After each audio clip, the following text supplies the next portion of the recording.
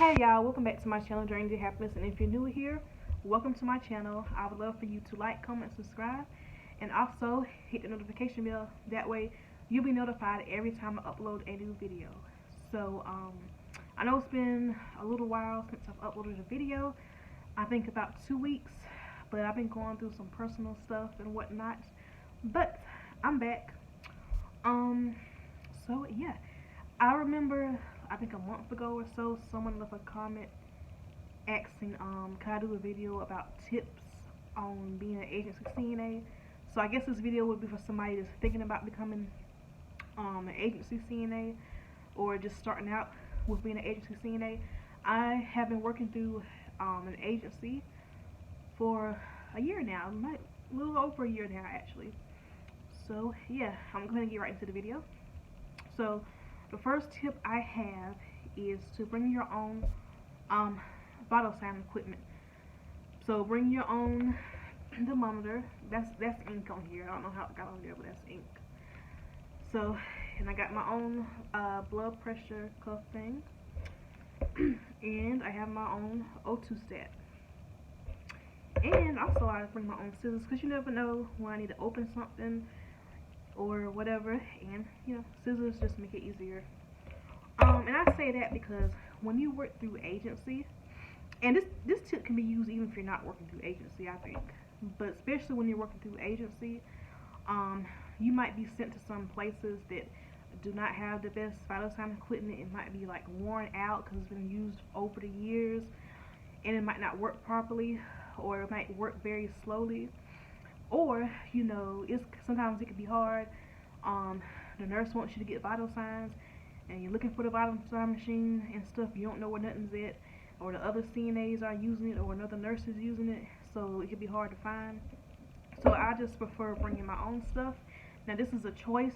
You do not have to bring or buy your own vital sign equipment. Of course, whatever place you go work at, they're responsible for providing that, obviously. But in my opinion, it's worth going out to buy this stuff because this just makes my job easier, and it makes me have peace of mind that I don't have to share the vital sign equipment.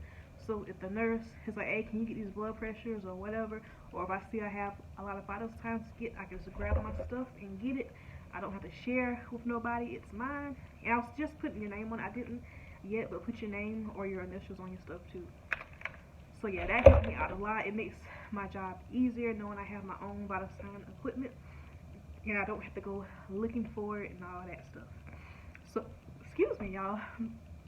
So yeah, the second tip I have is bring paper, like a little notebook or something to write on. Really something small that you can fit in your pocket, because working through agency, you know, you wanna write down about the patients, like if they're continent or incontinent, who's a feeder, who's combative, who has dementia, just, you know, little things that you need to know about your patients. Also, working through agency, if you're going to go to different places, every place has different kind of codes to get inside the building, to get some codes to even get into the bathroom, to get into the nurse's station, to get into the linen closet, to get into the dirty utility closet. All these different codes, and especially if you're going to go to multiple places, you ain't going to be able to remember all that off the gate. So just when you know the codes, write it down. Write down about your patients. Write yourself little notes and stuff. That way, that also makes your job easier. And I feel like, you know, I have peace of mind. You know, I have my little notes that I can go by, so I don't have to ask the same thing over and over and over again. And to me, it's less intimidating going to a place I've never been before if I write down as I go, okay, this person's continent, this person incontinent, or I have to get this person up or whatever. So yeah, bring this little notebook, like I said, preferably a little small one that you can fit in your pocket so you can take it with you everywhere you go. So whenever you need to look at it for something, you can easily just pull it out and, you know. So anyway, the third tip I have is work for at least 2 agencies at one time. Being an agency, there's always a possibility that you can get canceled. Let's say, you know, you book this shift, but then one of their staff that actually work for the actual facility decides to pick up the shift they can cancel you because they're going to put their regular staff over agency. I don't really get canceled a lot, but it can happen. Or to me, it's always good to have a plan B. So if you find an agency that you really like, you know, you can work for them full time if you want, but always have like a little side plan B because you never know. Some jobs be acting funny sometimes, so just have a plan B. So if they on some BS, you can easily go to your plan B job. So yeah, I would suggest working for 2 agencies at a time. Have one be, you have like one, the one that you like the best, have that be your main agency. Like you might work for them 20-30 hours a week, and have like your little side agency where you might only work for them once a week, maybe even just once every 2 weeks, but you work enough for them to stay on your payroll, so that way if something happens with your main one, you can go to your little side one. I hope that makes sense. So the next tip I have is don't be scared to ask questions.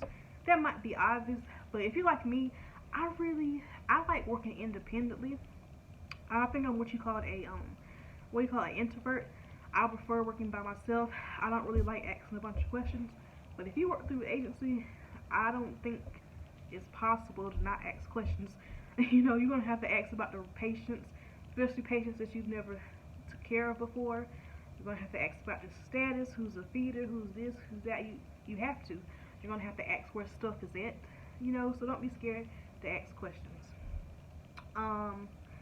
Show up on time. That might sound obvious, but since I've been working for agency over a year now, it seems like a lot of agency staff, they don't show up on time. The main place I go to, it's pretty normal for nurses and CNAs to show up 30 minutes late. Like if they're supposed to be there at 7, they don't show up till 7:30, even 8 o'clock. There was this one nurse, she used to be always an hour late. Like that, like always. I don't know why. And it was just a sit at this place. But you want to show up on time, cause let's say they're overstaffed, right? But if you show up on time and you've already started down the hall, or you've already, you know, clocked in, they're gonna let you stay, and the person that came in after you, she has to go home. You get what I'm saying? So show up on time.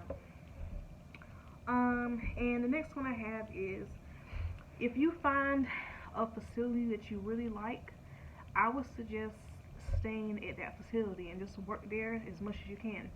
That's what I do. Even though I'm an agency, I've been going to the same place for literally over a year now. Like, you would think I'm a full-time employee there as much as I go there. But I'm through agency. I really like the place. It definitely has its flaws. Definitely. But I will say, compared to other places I've been through an agency, it's the best one. I like that it's clean, because I've been to some dirty nursing homes through agency, and it's just a little bit more put together in my opinion. So that's why I keep going back, and a lot of the same people actually keep going back to this facility, so obviously they like it too.